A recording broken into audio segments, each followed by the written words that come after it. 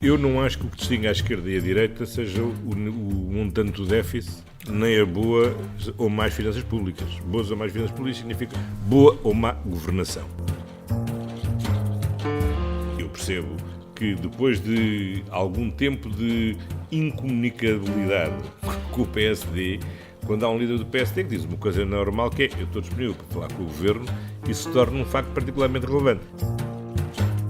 Como aquelas amizades correm bem enquanto são amizades e quando depois evoluem para outras relações de maior intimidade acabam por se perder a própria amizade. Esta relação tem corrido bem assim, é uma fórmula boa. Tem de ter um affair com o Bloco, o PC prefere manter uma relação de camaradagem. Nesta relação que temos tido tem sido uma solução boa, acho que o país está satisfeito com a solução que temos tido. Vamos ver como é que elas podem evoluir e é desejável que evoluam. Hoje uma agenda de reposição de rendimentos é manifestamente insuficiente.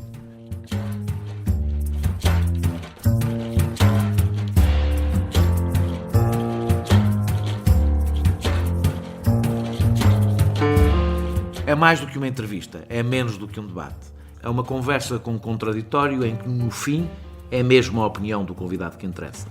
É um debate em que eu perco sempre. Perguntar Não Ofende é o podcast semanal assinado por mim, Daniel Oliveira, o que não faz chorar. Quase sempre sobre política, às vezes sobre coisas realmente interessantes. Ouça e subscreva no iTunes, no Mixcloud ou na sua plataforma de podcast favorita. Vá a patreon.com/perguntar não ofende, veja as vantagens de ser patrono e contribua para garantir a produção deste projeto independente.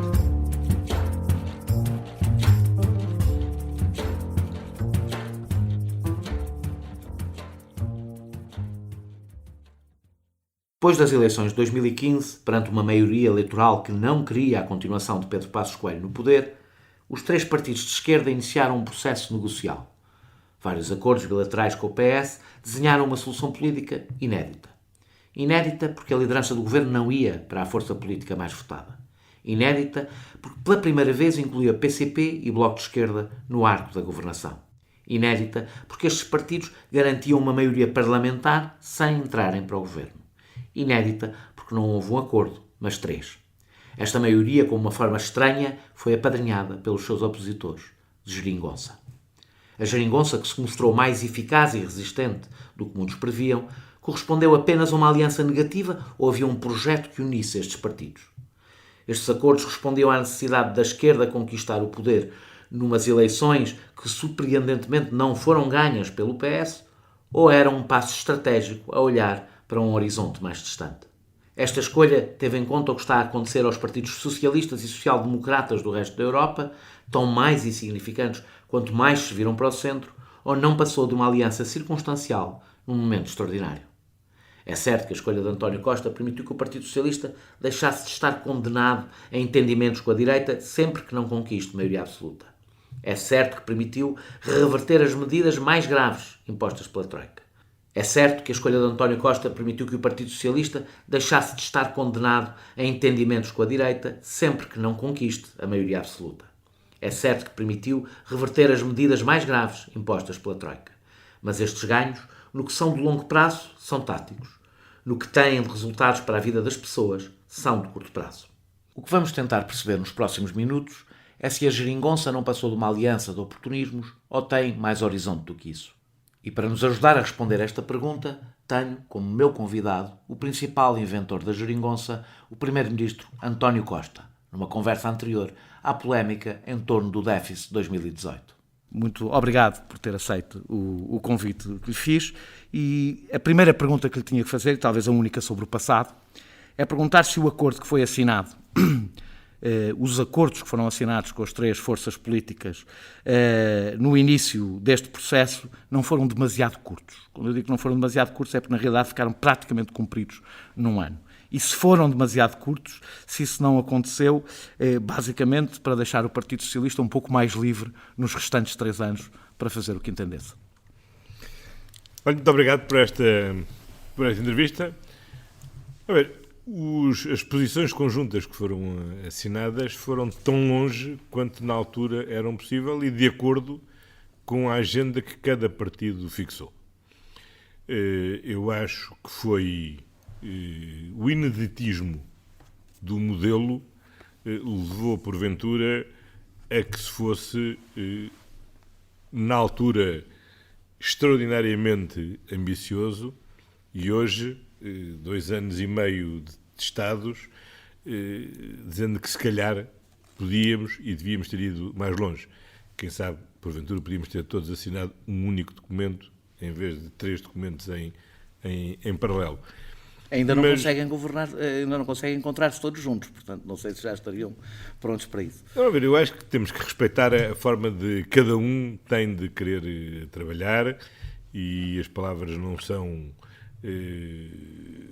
irrelevantes, e por isso alguns aceitavam que se chamasse acordos, outros só aceitaram que se chamasse posições conjuntas, e isso também tem muito a ver com a relação entre as diferentes forças, que não são todas de um lado e o PS do outro. As dinâmicas são bastante mais complexas entre as quatro forças políticas. Mas a verdade é que não foi na altura o PS que limitou o alcance dos acordos. Houve acordos sobre as matérias que todos entenderam que deviam ser objeto de acordo, e, aliás, foram passados a escritos por exigência não de nenhuma das partes, mas até de alguém que porventura não estava propriamente com vontade que os acordos se concluíssem. Foi o então Presidente da República que exigiu que houvesse uma forma escrita para que os acordos existissem. Passamos então para o futuro. A arqueologia acabou aqui. O Conselho de Finanças Públicas prevê que haverá um saldo orçamental positivo em 2020, e não é o único que o prevê. A minha pergunta é se isto é desejável, quando sabemos que o investimento público continua em níveis historicamente reduzidos e há serviços públicos, como a saúde e os transportes, com falta evidente de recursos. Ou seja, se a opção que o Governo está a fazer, sabendo que vai ter esta folga, não é uma opção em tudo contrária ao espírito dos acordos que foram assinados, não digo à letra, mas ao espírito dos acordos que foram assinados à esquerda. E se o Partido Socialista não tem, por um lado, os acordos com os partidos em que cumpre escrupulosamente o que lá está escrito, e depois, no resto, uma política totalmente diferente do que seria coerente com essa linha.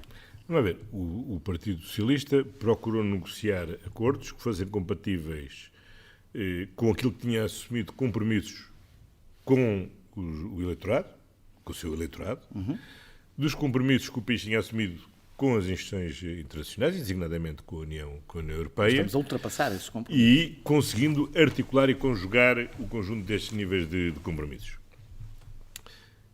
Eu não acho que o que distingue a esquerda e a direita seja o montante do déficit, nem a boa ou más finanças públicas. Boas ou más finanças públicas significa boa ou má governação. Mas ter recursos para o Serviço Nacional de Saúde distingue. Não, isso distingue. E, portanto, o que nós temos de avaliar sempre é qual é a boa composição das políticas que permitem ter estes resultados.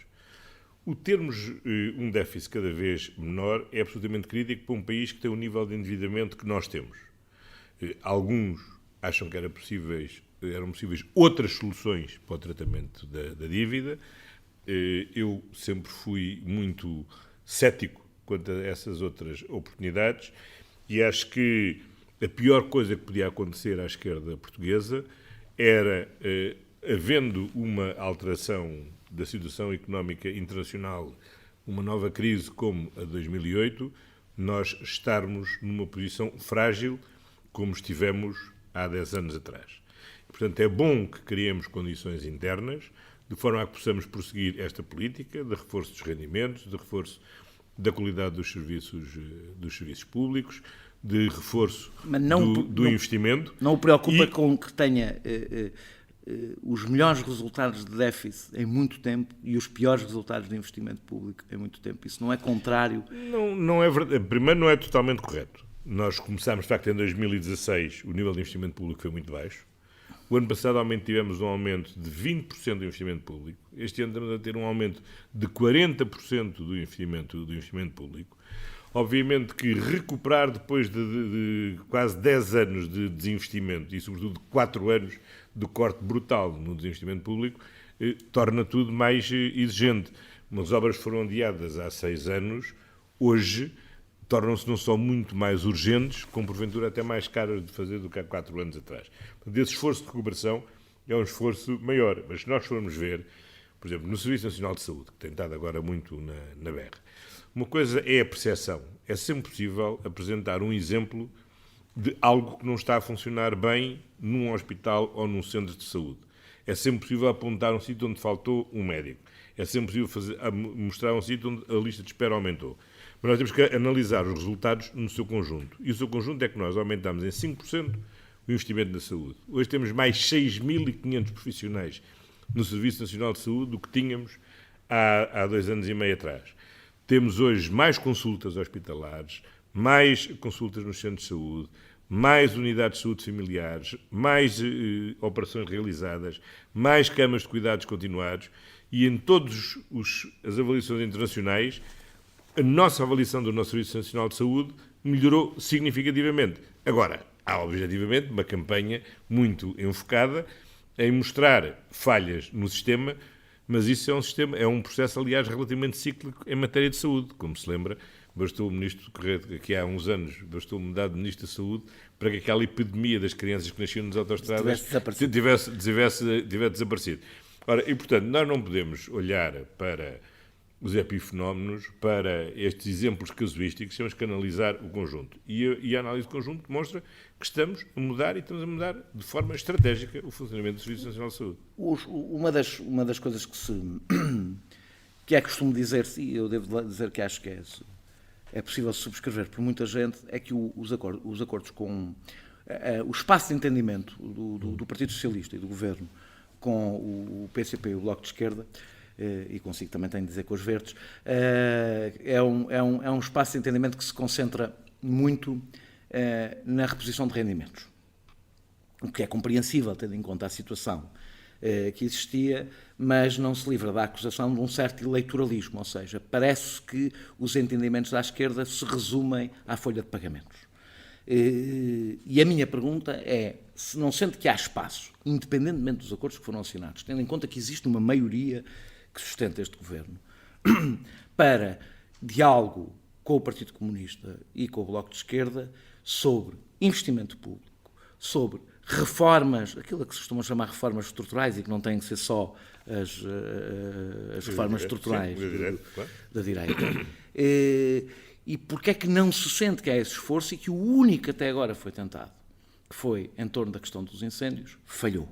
E não falhou, não houve um acordo, o Partido Comunista saiu fora.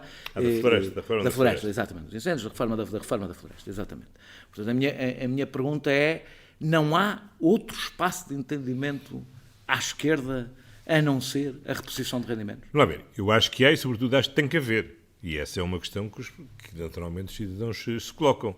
Se a vossa capacidade de entendimento é só para isto, bom, então aí é insuficiente e precisamos de mais. Ora, eu acho que seria muito empobrecedor para a esquerda se nos fôssemos só capazes de entender em matéria de rendimentos. Mas eu acho que já demos provas que somos capazes de fazer mais do que isso. E há algumas reformas estruturais que estão em curso. Por exemplo, na área da saúde. A prioridade dada às unidades de saúde familiares ou aos cuidados continuados é uma verdadeira reforma estrutural na área da saúde. E a verdade é que nós temos o objetivo de criar 100 novas unidades de saúde familiares nesta legislatura e temos vindo a criá-las, 700 camas de cuidados continuados por ano nesta legislatura e temos estado a criá-las, e isto é uma reforma estrutural do Serviço Nacional de Saúde. As mudanças têm estado a ser feitas ao nível da escola, com a universalização do pré-escolar até aos 3 anos, com a flexibilização curricular, com, muito brevemente, a eliminação das normas discriminatórias do acesso do ensino profissional ao ensino superior.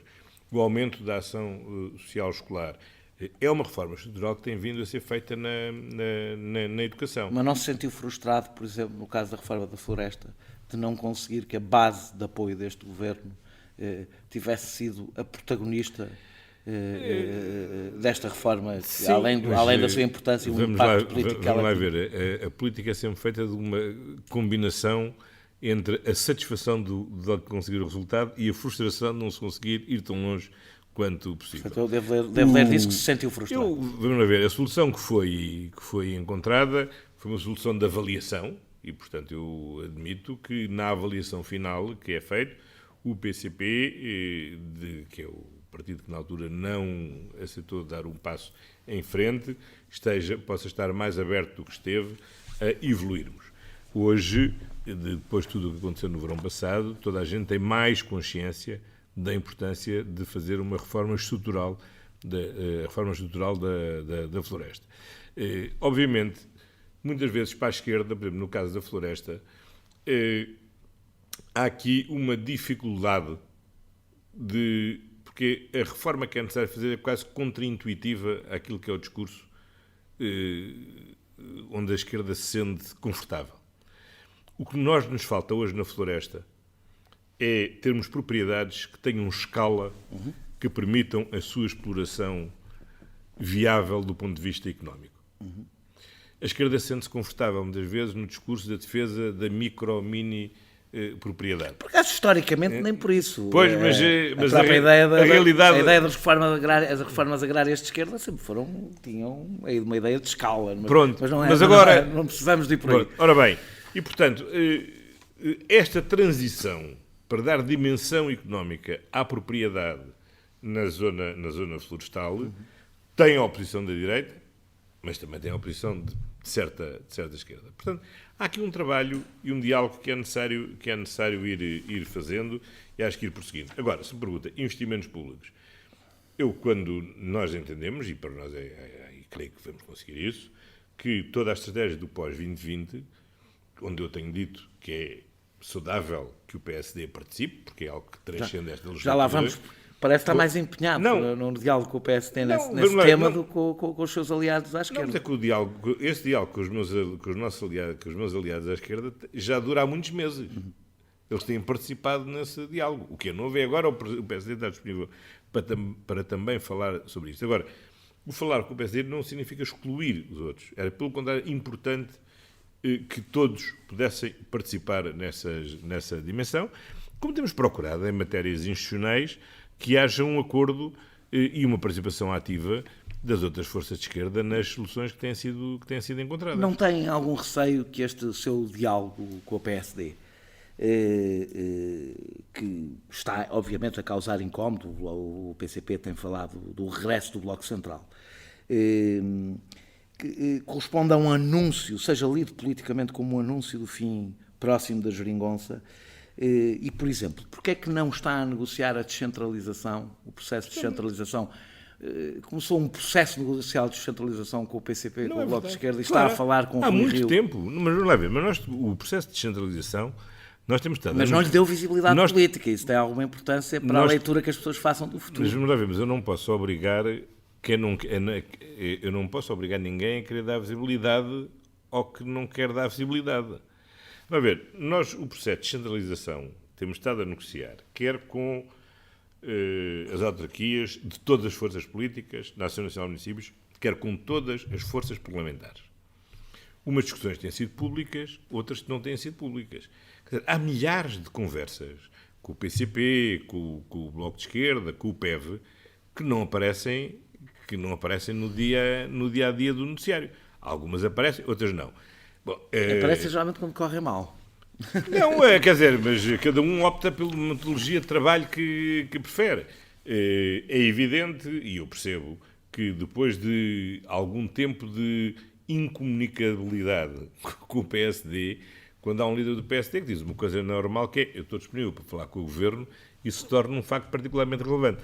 Devo-lhe dizer que, em matéria de incómodo, sinto que tem causado mais incómodos dentro do próprio PSD e à da chamada direita do Observador do que propriamente à esquerda.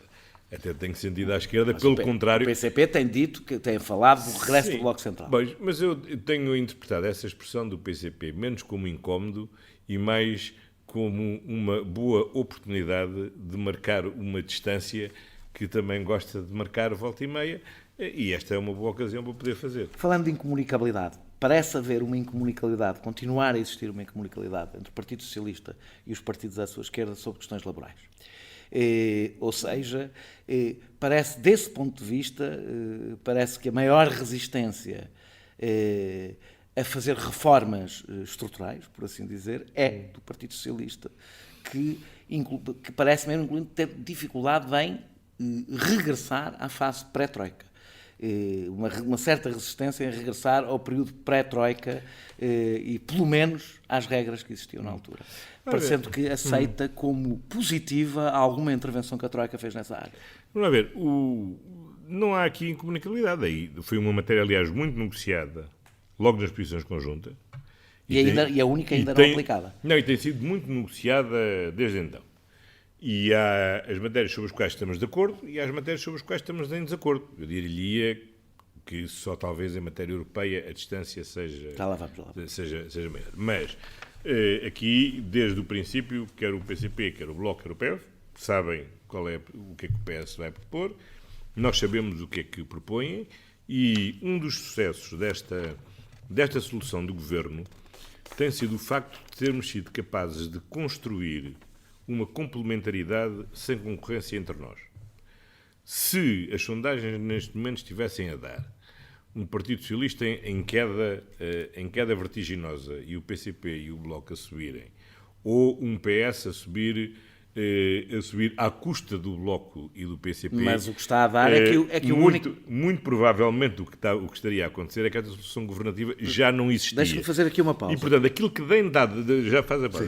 O que tem dado solidez a esta solução governativa é a capacidade que temos tido de sermos complementares, e a complementaridade significa que conseguimos fazer várias coisas em conjunto, mas também haver várias coisas que não fazemos em conjunto porque nenhum de nós sacrificou a nossa própria identidade. Nenhum de nós teve que tornar reversível aquilo que era irreversível, nenhum de nós teve que engolir nenhum sapo, nenhum de nós teve que fazer aqui um esforço que seria insuportável. E por isso todos podemos conviver bem uns com os outros, tendo boas razões para estarmos satisfeitos com o que já conseguimos fazer em conjunto, com o que ainda podemos fazer em conjunto, com a ambição de fazermos ainda mais coisas em conjunto no futuro, mas cada um preservando a sua própria identidade sem darmos a procurar ter votos uns aos outros. Mas as sondagens dizem que o único partido que está a ganhar com a geringonça é o Partido Socialista. E isso é normal que cause algum incómodo aos partidos que também fizeram este acordo e que parecem não estar, do ponto de vista eleitoral... Seguramente que causaria perturbação a qualquer um de nós se qualquer um de nós estivesse a subir à custa dos outros. Ora, o Bloco de Esquerda e o PCP não estão a subir à custa do PS, o PS não está a subir à custa do Bloco de Esquerda e do PCP, e o Bloco de Esquerda e o PCP mantêm-se relativamente equilibrados entre si. E, portanto, isto significa que temos tido uma relação saudável entre nós. Eu acho que nem o PCP nem o Bloco têm nada contra que o PS aumente o seu peso. Teriam sim, se estivéssemos, digamos, a canibalizar o eleitorado, o restante do eleitorado à esquerda. Eu acho que o PS tem crescido pelo reconhecimento que a sociedade portuguesa tem de que aquilo que dissemos na última campanha eleitoral, que a maioria das pessoas concordava connosco, mas que tinha medo que isso não fosse possível, ou que, sendo realizado, conduzisse o país de novo à bancarrota, não se tem verificado e tem, pelo contrário, sentido um reforço da confiança. Eu acho que isso é saudável. Mas não é legítimo pensar... Há várias coisas do programa do Bloco de Esquerda e do PCP, muitas coisas, para não dizer a maioria, que não são aplicáveis com este governo. E do PS também há algumas. Quais? Então, do PS também não. Tanto, olha, as propostas que o PS tinha, por exemplo, para a reeleição do contrato único, que tivemos que retirar porque não foi parte por força do acordo com o PCP e com o Bloco de Esquerda. As soluções que tínhamos na altura para dar um grande impulso logo no início do mandato ao aumento do rendimento disponível das famílias, com uma diminuição das contribuições dos trabalhadores com menor rendimento para a Segurança Social, que foi também eliminada. As alterações às leis eleitorais, quer para a Assembleia da República, quer para as autarquias locais. Houve vários pontos do programa do PS que foram também, diria, retirados ou congelados, pelo menos da legislatura, em função desse resultado. Ora, nós, como o PCP e o Bloco, que fizeram, por outro lado, questão que nos vinculássemos a diferentes objetivos. Por exemplo, nós tínhamos um calendário para a reposição dos salários na função pública, um calendário para a eliminação da sobretaxa, um calendário para as 35 horas, distinto daquele que viemos a aplicar em função das posições conjuntas que assinamos com estes partidos. Portanto, não tem sido só o programa do PS à custa do PCP e do Bloco. Acho que não. Acho que pronto, todos assumimos o grau de compromisso. Como diz o PCP, isto é uma solução em que o grau de compromisso traduz o grau de convergência que foi possível. Que sinais é que vai dar nos próximos ano e meio de querer reeditar a geringonça, ou pelo contrário está aberto à possibilidade de, caso o Partido Socialista não tenha maioria absoluta, ter entendimentos com o PSD? Vamos ver, toda a gente conhece o que eu penso sobre o assunto há muitos anos, penso sobre isso. Eu acho que num país com um sistema partidário como o português, as soluções de bloco central não são saudáveis. Não quer dizer que não haja uma situação de calamidade pública, que não possa justificar soluções desse tempo. Mas o que é saudável na democracia é que os cidadãos possam sempre dispor de soluções de governo alternativas. E no nosso sistema partidário, os dois partidos que têm condições de polarizar soluções de governo é o PS à esquerda e o PSD à direita. Não quer dizer que tenham que ser inimigos ou que não se possam entender em nada, mas isto é o que é saudável.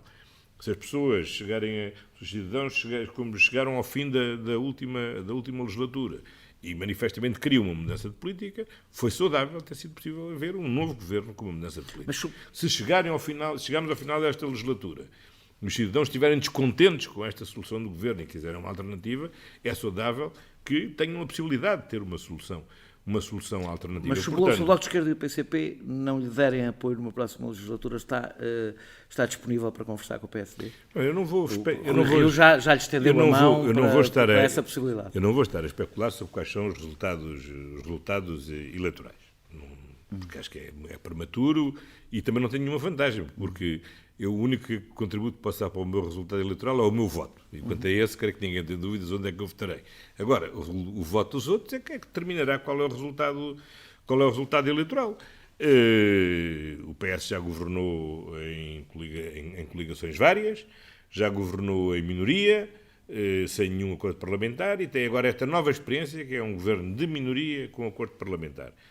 Eu já disse publicamente, isso não tinha razões para mudar, que com maioria ou sem maioria na Assembleia da República, eu acho que a atual solução governativa é positiva. Gostaria de ter o PCP e o Bloco dentro do governo? Não sei se é o ideal, nem sei se é desejável. Na altura a questão foi colocada e quer um, quer outro entenderam que era melhor estarem de fora. Eu perguntei-te se gostaria. Porque o grau de compromisso, o grau de convergência que existia não permitia um compromisso tão forte como o de podermos estar no governo juntos. E porventura, é como aquelas amizades que correm bem enquanto são amizades e quando depois evoluem para outras relações de maior intimidade, acabam por se perder a própria amizade. Esta relação tem corrido bem assim, é uma fórmula boa. Tem de ter um affair com o Bloco e o PC prefere manter uma relação de camaradagem. Nesta relação que temos tido tem sido uma solução boa. Acho que o país está satisfeito com a solução que temos tido. Vamos ver como é que elas podem evoluir e é desejável que evoluam, sobretudo porque a agenda necessariamente mudou. Quer dizer, hoje uma agenda de reposição de rendimentos é manifestamente insuficiente. Eu acho que um bom teste vai ser, de facto, a elaboração da Estratégia 2020. Quer dizer, nós conseguimos convergir para uma visão estratégica sobre o futuro do país ou não conseguimos? Eu acho que uma das coisas importantes que esta maioria tem conseguido é demonstrar que há um modelo de desenvolvimento alternativo àquele que a direita apresentava, assente no corte de salários, na destruição de direitos e que, pelo contrário, é apostando na inovação que é possível termos um modelo de desenvolvimento sustentável. Conseguimos todos convergir e partilhar num modelo desse género? Eu acho que seria saudável que assim fosse. Está em curso um debate na União Europeia que pode levar a uma maior transferência de soberania para Bruxelas. O PS está disposto a pôr em causa a geringonça em nome de uma maior integração europeia?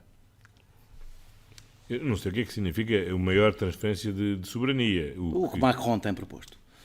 Bom, ele tem proposto muitas coisas. Há coisas com as quais nós estamos de acordo, há coisas nas quais nós não estamos. Mas o essencial é a segunda parte da pergunta. Se está disponível para... Nós não estamos de acordo. Agora, Nós, aquilo que sempre dissemos, quer dizer, o PS, não tem no seu ADN o projeto europeu. Mas não era este. É o projeto, é o partido mais europeísta que o país teve e tem sido sempre estável na sua relação com a Europa, sem... A União Europeia que não tem sido muito estável. Não, a União Europeia é que há momentos que tem maiorias que nos agradam mais, com linhas políticas que nos agradam mais e outras que nos agradam menos. Mas isso faz parte do jogo democrático. Mas isso tudo indica que está para durar. A maioria que vos agrada menos está para durar, porque os partidos socialistas hoje correm o risco quase de ser ultrapassados nas próximas europeias pelo GUE. Isso depende muito da conjuntura. Não é? Nenhum de nós deixa de ser português por, às vezes, os governos serem de direita. Portugal não é um projeto político, a União Europeia é, não é?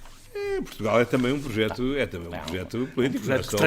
Não é só uma questão de clubismo, é também um projeto político. Portanto, eu acho que a Europa tem hoje, obviamente, parte da democracia joga-se hoje não só à escala nacional, mas também à escala europeia, e temos que aceitar também esse jogo à escala europeia. Nós conseguimos demonstrar nestes... E aqui deixa-me puxar a brasa à sardinha do PS. Mas vai responder à minha pergunta, se estão dispostos a sacrificar a geringonça em nome de maior integração? Nós, há 2 anos e meio atrás, a direita dizia que não era possível mantermos no euro e sair da austeridade. E o PC e o Bloco diziam que, ou pelo menos o PC dizia, não é possível sair da austeridade sem sair do euro. E nós dizíamos que era possível mantermos no euro virando a página da austeridade. Acredita que se houver uma crise económica na Europa é possível? Que tinha razão. Não, eu acho que se houver uma crise económica na Europa, nós estaremos melhor dentro da Europa do que fora da Europa. Hoje seguramente estaremos melhor preparados do que estávamos em 2008 e, sobretudo, acho que temos que também ter internamente a prudência necessária para, se houver essa nova crise económica na Europa, que um dia pode existir, nós não estejamos tão frágeis como estávamos e, designadamente, que não tínhamos tido uma trajetória de redução firme da dívida pública, o que passa, designadamente, por uma gestão saudável da nossa política orçamental. Mário Centeno elogiou a Grécia por ter assumido como sua a política da Troika.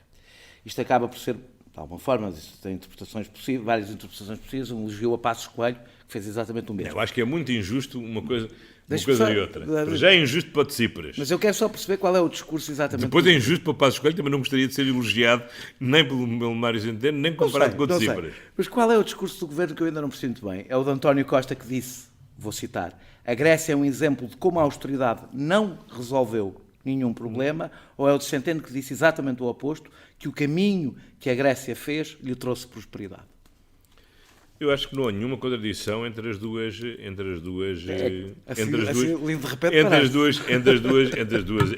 afirmações, porque a verdade é que em Portugal nós conseguimos, com uma nova orientação política, com uma nova base parlamentar, com prioridade à reposição de rendimentos, com investimento melhoria nos serviços públicos, com um apoio ao investimento privado. A verdade é que conseguimos sair do procedimento de déficit excessivo, tivemos o menor déficit da história da nossa democracia, ao mesmo tempo tivemos o maior crescimento desde o início do século, uma brutal quebra do desemprego e estamos passo a passo a criar mais e melhor emprego. E não lhe faz confusão que Mário Centeno elogia o caminho exatamente oposto?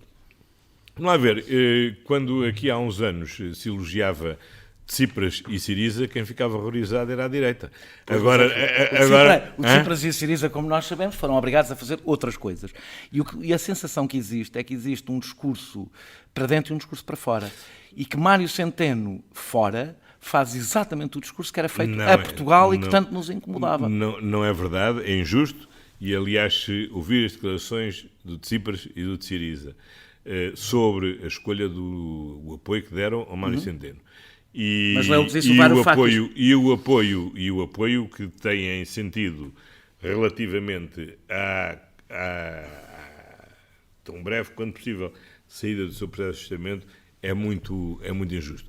E eu quero aqui dizer o seguinte: eu acho que há alguma esquerda que foi muito encomiástica com o Alexis Tsipras e que agora é muito injusta na avaliação que fazem da gestão dificílima que ele teve que fazer. Mas a avaliação aqui não é sobre da circunstância. A avaliação aqui não é sobre o Tsipras, é sobre o que a Europa obrigou a Grécia a fazer e que parece que Mário Centeno considera que foi positivo.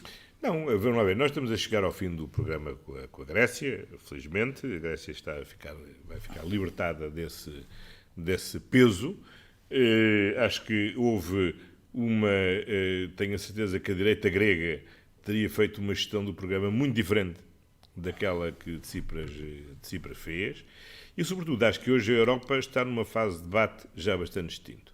Quando nós estamos a discutir uma capacidade orçamental da zona euro. Quando estamos a pôr em prática uma aplicação mais inteligente e mais flexível do Pacto de Estabilidade. Quando temos o Banco Central Europeu, com a política que tem vindo a seguir, nós efetivamente estamos num quadro muito distinto do que aquele que estávamos há 3 anos, ou há 4 anos atrás. E este é um caminho que se tem que prosseguir, com uma consciência que é o seguinte, como disse há pouco, os partidos socialistas não estão propriamente em crescimento na Europa. Tudo indica que vão descer um bocadinho mais. A restante esquerda também não tem sido triunfante em nenhum país europeu, mesmo a esquerda que mais... eu diria... Mas está em partidos socialistas que estão a virar mais à esquerda, como o Corbyn. Mais exigente, como o Syriza, ou hoje desiludiu muito da esquerda que o apoiou, ou está em riscos de poder perder também as eleições.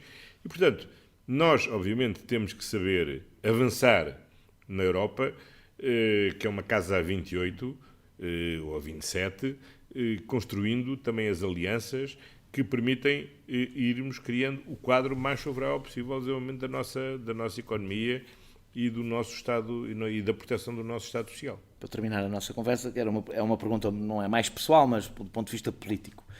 O que é que aprendeu neste processo difícil de diálogo permanente com partidos que não dialogavam?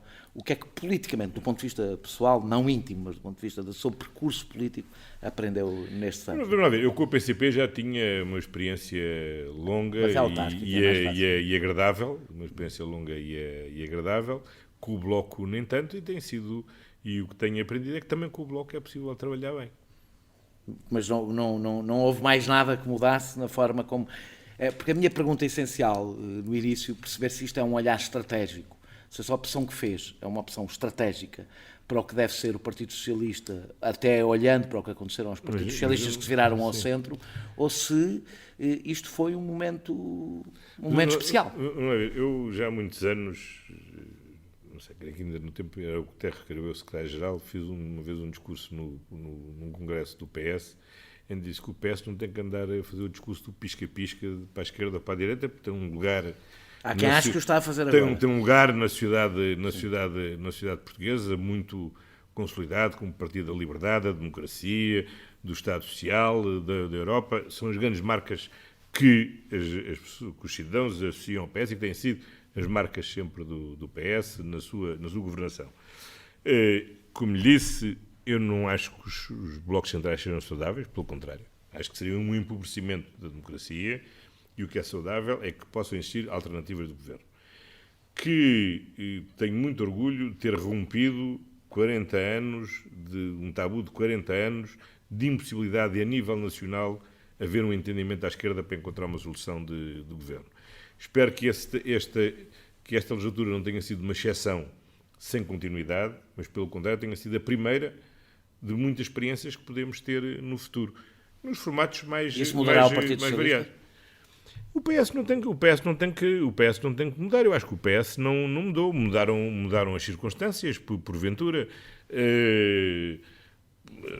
Estas experiências têm efeitos em todos os partidos. Não, claro que têm efeitos em todos os partidos. Eu acho que hoje no PS as pessoas têm, mesmo as pessoas que mais desconfiavam da possibilidade de haver uma solução governativa com o apoio do PC e do Bloco, acho que hoje sentem-se confortáveis e reconhecem que não foi isso que descaracterizou o PS. Acho que também dentro do PS, do PC e do Bloco de Esquerda, porventura haverá avaliações diversas, mas eu acho que a maioria das pessoas tem uma avaliação positiva desta experiência do Governo, e há uma coisa que eu não tenho a menor das dúvidas andando na rua, é que a maioria é que a maioria dos portugueses está satisfeita com esta solução do governo. Uns porque votavam tradicionalmente em qualquer um destes partidos, outros porque não votavam em nenhum destes partidos e que me parecem dizer eu sou simpatizante da geringonça. Creio que porventura são pessoas que anteriormente se abstinham porque não estavam bem satisfeitas com nada e agora acham que esta fórmula geringonceiros é uma coisa simpática, se calhar é a sua posição, e depois há pessoas que eu diria daquela eleitorado central, que umas vezes vota PS, outras vezes vota PSD, que não votou PS nas últimas eleições porque teve medo que o PS, cumprindo aquilo que prometia, voltássemos a regredir a 2011 e que hoje sente conforto e segurança com esta solução do governo, que acha que quer, governando mesmo com o apoio do PC e do Bloco, não há aqui um monopólio da direita a ser uma boa governante das finanças públicas e, pelo contrário, é possível a esquerda também saber governar bem as finanças públicas, tendo avanços no Estado Social, tendo reposição de rendimentos, respeitando os direitos das pessoas, travando esse processo de destruição dos direitos laborais. E a mim dá-me uma particular satisfação porque tinha tido a oportunidade durante 8 anos de governação na cidade de Lisboa de mostrar que isto era possível e vim mostrar também que no país, ao nível nacional também é possível. Quero agradecer-lhe muito ter aceito este convite para estrear este podcast. Nós regressamos para a semana com outro convidado. Muito obrigado. Muito obrigado. Este podcast é produzido por João Martins, a música é de Mário Lajinha e a ilustração de Vera Tavares.